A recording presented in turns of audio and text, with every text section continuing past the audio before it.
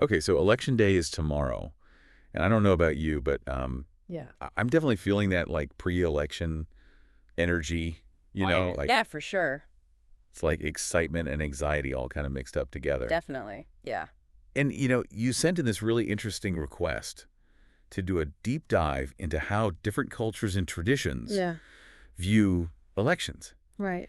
And I have to admit, at first I was a little unsure how we were going to pull this off. Mm-hmm. Like, how do you even begin to connect something like ancient scripture Yeah, with yeah. Stoicism and Eastern It's philosophy? a pretty wild mix, right? Yeah. Yeah. But the more I've been looking into it, the more I'm seeing these surprising connections, and I know, me too. it's actually been really grounding for me, Yeah. especially with all the election craziness going on. It really is grounding, like stepping outside of all the noise and the rhetoric and kind of tapping into some of these like timeless All right, so yeah, principles. Do you let's try want to. to refresh? Okay, so let's dive in. Let's do I it. thought we could start with scripture. We often hear about respecting authority and praying for leaders, but Mm. it's not always clear what that actually looks like in practice, Shifty, right? especially in a democratic system where we have the power to choose our leaders. Yeah, yeah, for sure. I mean, if you look at the story of Daniel in the Old Testament, for example, Oh, yeah, that's a good one. he was serving in a government that was, not exactly known for its piety. Yeah,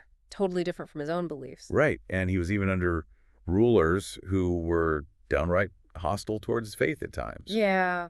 But he still managed to serve faithfully and stay true to his values. And it wasn't just blind obedience either, right? He Exactly. was really strategic about it. Like he knew when to push back and when to compromise.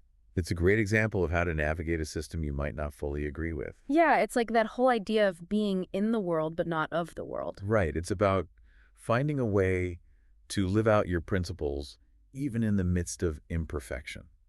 And sometimes that means speaking truth to power even when it's risky. But it can also mean finding ways to serve the common good from within a system that you'd rather change. That's a powerful challenge, especially in the context of this election. It is, yeah, It's easy to get caught up in the us versus them mentality. for sure. But Daniel's story reminds us that there's a different way, Right. a way that's both principled and pragmatic. Absolutely. Okay, so we've got scripture urging us to act justly, even in imperfect systems. Okay. Now let's shift gears to something completely different. Right. Stoicism. Okay. I'll be honest, I've been finding the Stoics super relevant lately, Oh, yeah, me too. especially with all the election uncertainty swirling around. For sure. They have this emphasis on focusing on what you can control, and it just feels like a really helpful framework right now. Yeah, definitely. Like amidst all the chaos and the predictions and the polls, Uh-huh. it's like they're saying, hey, just take a breath and focus on what you can actually influence. Exactly. Your own actions, your own virtue, your own judgments. Right. You can't control who wins the election. But you can control how you respond to the outcome. It's so empowering. It is. Like, instead of getting swept away by all the what ifs, Huh. you can actually channel that energy into something productive. Right. And the Stoics were big on this idea of civic duty, Oh, yeah. like fulfilling your role as a citizen to the best of your ability. Regardless of who's in office. Exactly. And I think that can take a lot of different forms, you know? Absolutely. Like it could be volunteering in your community, Mm-hmm. staying informed about the issues, Yeah. engaging in respectful dialogue with people who hold different political views. Right. All of those things are ways of taking ownership of your role as a citizen. And making a difference. So we've got scripture encouraging us to act justly, even in imperfect systems. Yeah. Stoicism reminding us to focus on what we can control. Mm-hmm. Now for something completely different. All right, bring it on.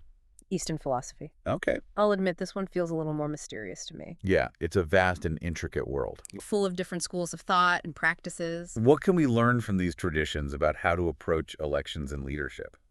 Well, one common thread you see across many Eastern traditions is this idea of dharma.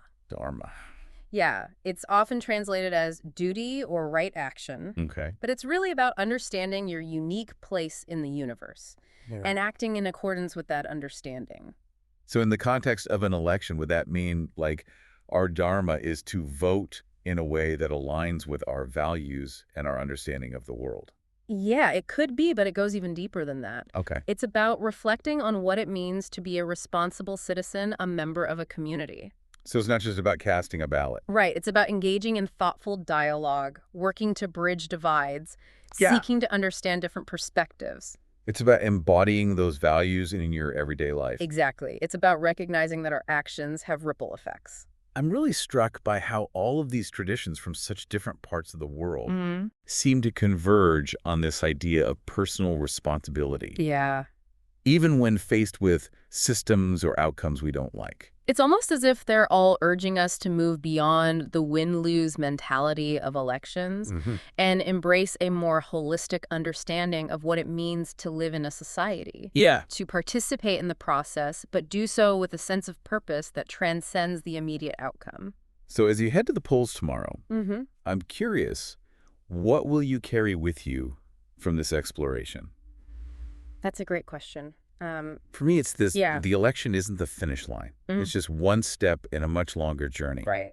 And how we choose to walk that path, how we choose to engage with our community and our nation, Yeah. that's where the real power lies. And that's something we're thinking about no That's matter what happens tomorrow. all right. Well, thanks for joining me on this deep dive. It's been a pleasure. And everyone listening, Yeah. happy Election Day. Go out there and make your voice heard. And remember, it's Yeah. not just about who wins or loses. It's about how we choose to move forward together as a society.